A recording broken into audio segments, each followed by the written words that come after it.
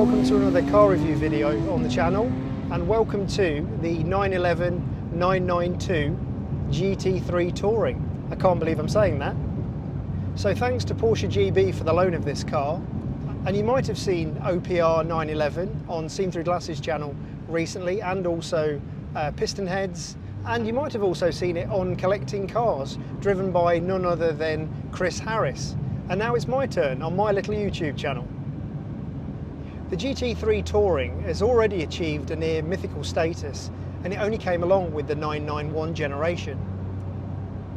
It's a simple idea: make the GT3 a little bit more of a Q car so that it's a bit more under the radar. So remove the big rear wing and make the more integrated wing that we find on more regular 911s, and also make the interior a little bit more plush with leather and that kind of materials.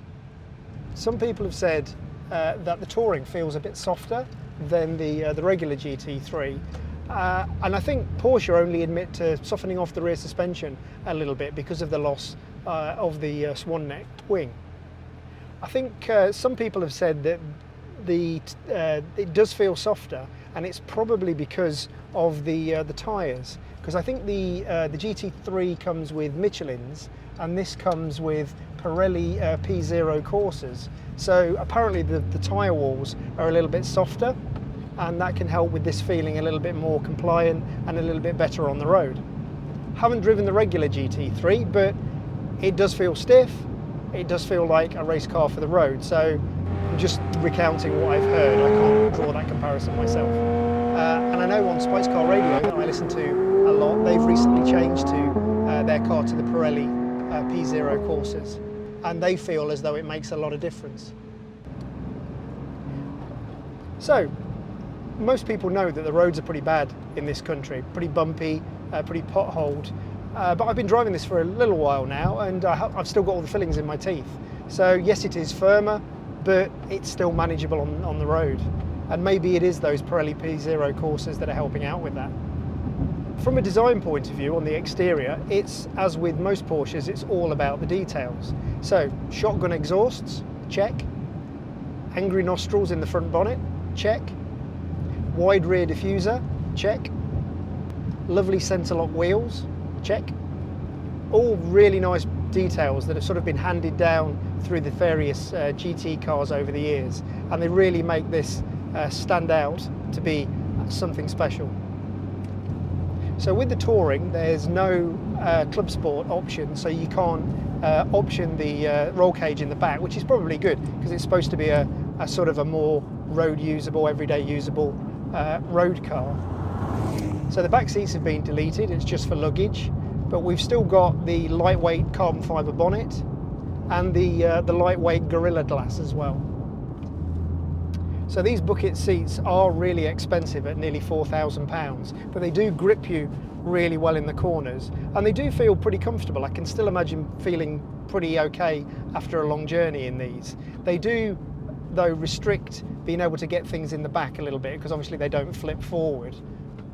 And also they're quite hard when you're getting in and out, because the bolsters at the bottom are so high up. You tend to have to raise above the bolster and then bang your head on the top here, but you get used to it pretty quickly.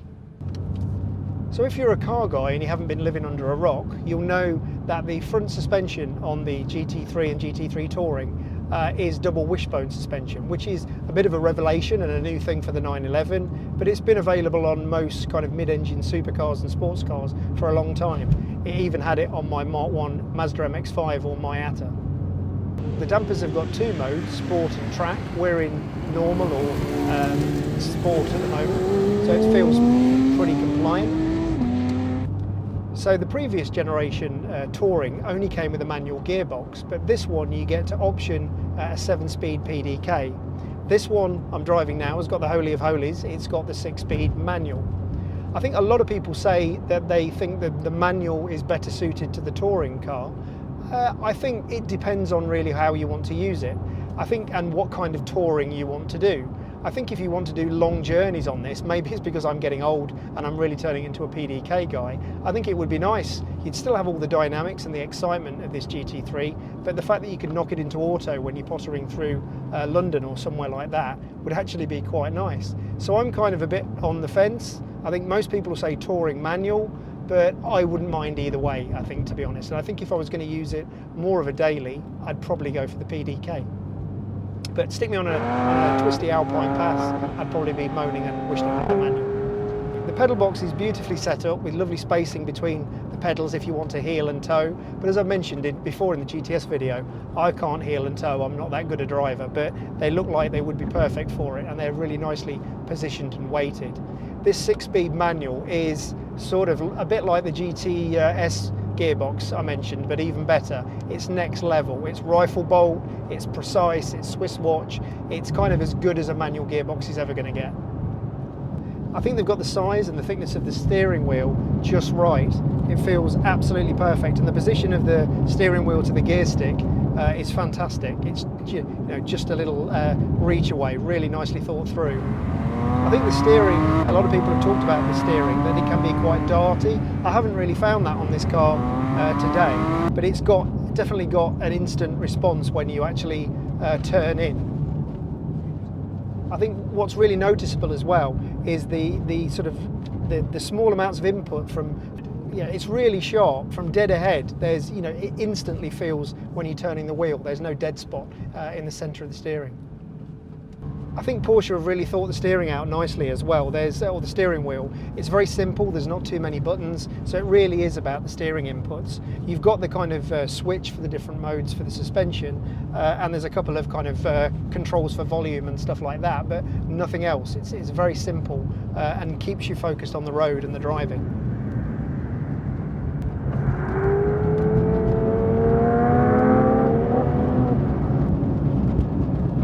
I think when you actually get the engine up in the rev range, it's just unbelievable. All of a sudden you're driving this kind of race car monster, and that soundtrack, just when you down change, is just everything that you expect it or want it to be. So I think the centerpiece of the car, as most other people have probably said, really is the engine. The sound is just really visceral. It just really gets to you, and that sort of instant response that you get from the throttle you only get from a naturally aspirated engine. So it's a 4-litre flat 6 that revs to a red line of 9,000. So your brain has to kind of recalibrate, because most things you kind of use to keeping it below 7,000. But once you do get it up past 7,000 and you sort of rev it out, the noise is absolutely unbelievable and kind of addictive. So let's go through some stats then for people who like the figures. Maximum power output is 510 horsepower. Max torque is 470 Newton meters. It's got 199 top speed, which, being stuck in traffic, we're not going to be doing that today. And we won't be doing that anyway on the UK roads. 0 to 62 is 3.9 seconds. Fuel consumption, who cares? I've got the spec sheet for this particular press car, this GT3 Touring press car. List price for this is £131,530. So we've got Dolomite Silver Metallic, which is an £876 option. We've got interior with extensive leather items in black with contrasting colour GT silver stitching, which is £834. We've got the chrono package, which is £194. We've got brake calipers painted in black high gloss, which is £581. That seems quite expensive. Front axle lift system, which is useful. I've noticed somebody scraped the front a little bit. Wasn't me. £2,214. Tyre sealing compound and electric air compressor, £42, so standard Porsche stuff. LED main headlamps in black with matrix beam, including Porsche dynamic lighting. I've said about that in other videos, it's really good. £2,487. Park assist at the rear, gotta have that, £876. Full bucket seats, which are great when you're going along, sit you really low, which is what everybody wants, difficult to get in and out. They're £3,788. Seat belts in silver grey, which look really nice, £194. paint protection foil in black metallic, which is this here. Makes it look a bit like a 930 Turbo. I do like that, it's really cool. That's £210, and the Bose surround system £1,002. So the total price for this particular press car is £144,828, and that's if you can get one, if you can believe all the "I can't get one" on the internet. To sum up then, what a machine. I've not had very long with the car, and the traffic conditions haven't been particularly brilliant, but even in this short time, it is everything I hoped it would be, and I kind of expected it to be. It is taking all of the experiences that I've had from 911s and just notching it up that little bit more to a level where it really does feel like a race car for the road, and it really does feel like a thoroughbred. You really can feel all of those kind of RSR or Porsche race car components and all of that motorsport thinking that's gone into making this car what it is. So things I really like then, I really like the paint protection film just ahead of the rear wheel arch. It gives off kind of 930 Turbo vibes, and I just think it looks really cool, and it's only a £210 option. I really like these seats. I think I like them once I'm in them. I don't like getting into them. That's probably how I would best describe them. And I think also it would annoy me because I like to put stuff in the back, and getting stuff in the back is really quite difficult without moving the seat forward. I like the fact that you feel really hunkered down as well. You feel a lot lower than I have felt in other 911s. I do like the steering as well. As I said, I think the sort of well, people have said dartiness in a negative way. I don't think it is darty, but I love the fact that the minute you move it from centre position, you can instantly feel the car reacting to that. So it feels very alive. You can really feel every element of the road. Of course, the interior is up to any other 911 standard. It's very well spec'd. There's some lovely leathers. There's also you've still got the satellite navigation and the PCM navigation and all of that. You've got Apple CarPlay, those kind of things. So there's none of these kind of older-fashioned ones where it was take all of that out to make it super light. So you've got a really nice combination of all your luxuries, but still in this absolutely mad race car. I think one of the things I don't like is on really bad rough roads it can get really noisy inside, but I think people would say, well, don't buy a GT3 then. But I think when you buy the GT3 Touring, I think you probably expect it maybe to be a nice compromise between a track car and a road car. But again, it's a really small grumble, and I think most people would say, well, don't buy a GT3 car. And of course you still have that lovely soundtrack from the engine, so you can cover it up with the engine noise. I think one of the things I don't like as well personally is the big sort of chili wreck on chin at the front that sort of sticks out. On the Touring it's in body colour, and I think for some reason it makes it more noticeable and it just looks a little bit ungainly. I like it on the regular GT3 where it's actually in the black, the sort of matte black plastic colour. I think that sort of works better. Something else I'm not kind of sure about is the sort of chicken wire type mesh that's in a lot of different places. I think it doesn't look quite as moulded as sort of those meshes that you get on Lamborghinis, where they look like more of a three-dimensional structure. This is sort of a bit flat and it makes it look a little bit cheap. It's not as bad as a Ferrari. I think Ferrari for a long time have not been very good at those meshes, or not been very kind of creative with creating interesting structures. But I just think it could look a little bit more expensive and a little bit more of a nicer detail. I'm not a massive fan myself of the colour. It's in Dolomite silver metallic. I think I do like historical Porsches in silvers, but I think it looks a little bit dull maybe. It's a difficult one, isn't it? Because obviously it's a Touring, so like we talked about at the start of the video, it's supposed to be a little bit more of a Q car version of a GT3. So do you go for your Viper greens and do you go for your crayon and those kind of colours, or do you try and keep it subtle? I think I would go somewhere in between. I think I'd probably maybe even go for some of the blues or something like that. So I don't want it to be too shouty, but again I don't want it to be too much of a regular colour, and I think this for me is probably just too much of a kind of a regular everyday car colour. But that's just me. Let me know in the comments what you think.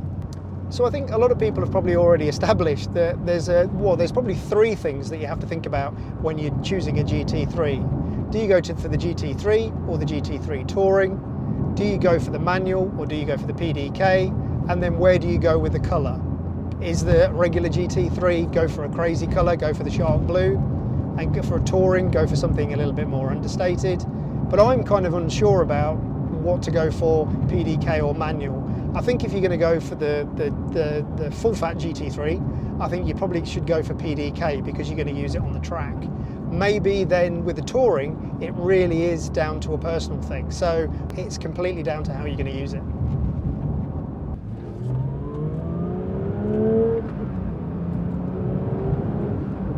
Thanks very much for watching. Please like and subscribe if you get the chance, and hit the notification bell for lots more car videos to come. Thanks again, and bye for now.